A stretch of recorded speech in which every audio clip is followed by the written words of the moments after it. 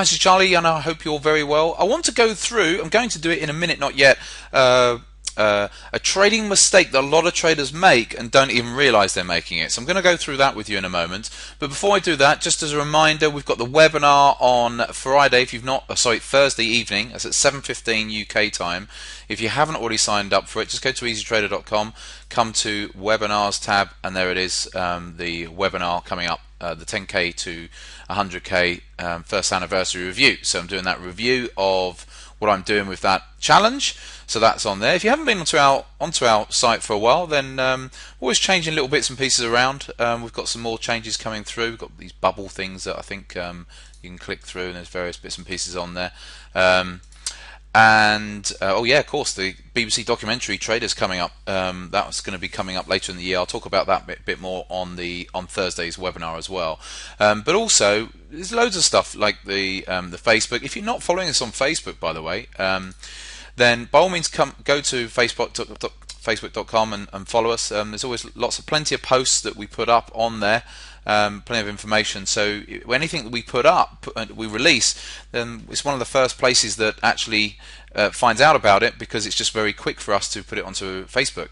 It gets out quicker than email, and obviously that's linked through to Twitter as well. So there's always plenty of information on there as well. So anyway, that's a bit about us. I don't think there's anything more about that. Right, let's get it into today's update. I'm going to go through the markets as well, but firstly, yeah, there's sort of a mistake that you can be making that you don't realize you're making it, is one where you could think you're actually trading well. Let me bring the pen up. Let's see if I can find the pen. Now, what's old Camtasia done with my pen? Because I can't see it now, and it's very nice of it. But oh, there it is. It's over there, right? Didn't need to do that. So let's bring my screen drawer up. And so what can happen is you could actually be trading quite well for a few months, and you're thinking, oh, this is really nice, and you're having a really nice upwards sloping equity curve, and then all of a sudden something like this happens, and you give back a load of profits, and then you sort of trading like this again. Oops, I hit my other mouse. Trading's going up and up again, and then you have this again. So essentially, you're not really going anywhere. But what can happen is that a trader will look. Oops. A trader will look at this period here. So let's say that's Jan to March. Oops, what's up with my hand to brain coordination today? This period from Jan to March, and they'll say, yeah, but if I didn't do that, if that didn't happen, actually I was trading really well there. But actually there could be a fundamental problem, and that they're not trading well there, because what could be happening is that during this period where they're having this nice upwards move, they're making lots of mistakes that they don't realize are mistakes, and those mistakes come through when they have that drawdown, but the rest of the time they can be masked. So for one example, maybe a trader may add in a lot. So they get into a losing trade, so the trade's going against them a little bit, they add in here and they add in here, and if the market bounces a bit, then it forgives them, and so they can exit for profit, so to speak.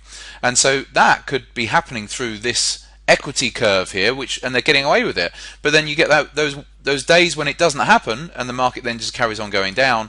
And if they're not got a stop loss in place, then that's when these drawdowns come through.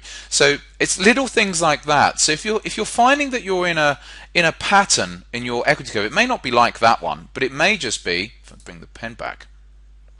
It may just be that you're just in an wrong pen.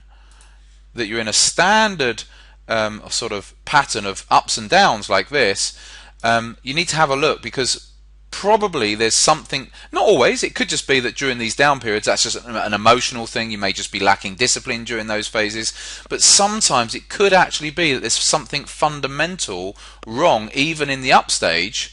Even when you're actually making money, that actually there's something wrong with the way you're trading during that phase, and then it just comes back during this phase. So well worth having a look at.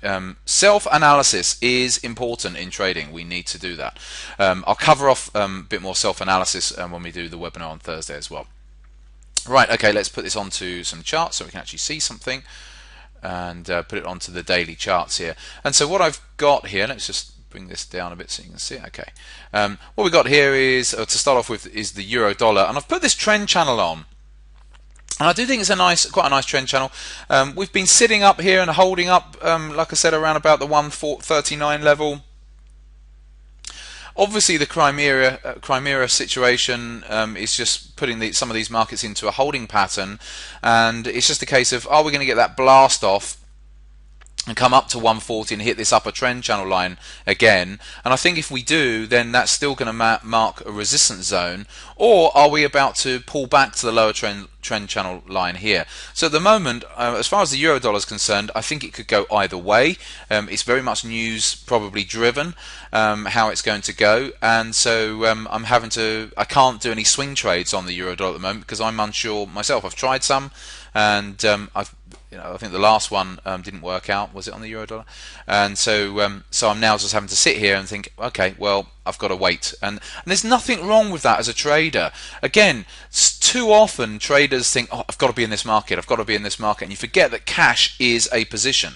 And so sometimes you just have to take it that, okay, I can't trade this euro dollar at the moment because it could go up, it could go down. I'm unsure. Obviously, that's what the markets always can do.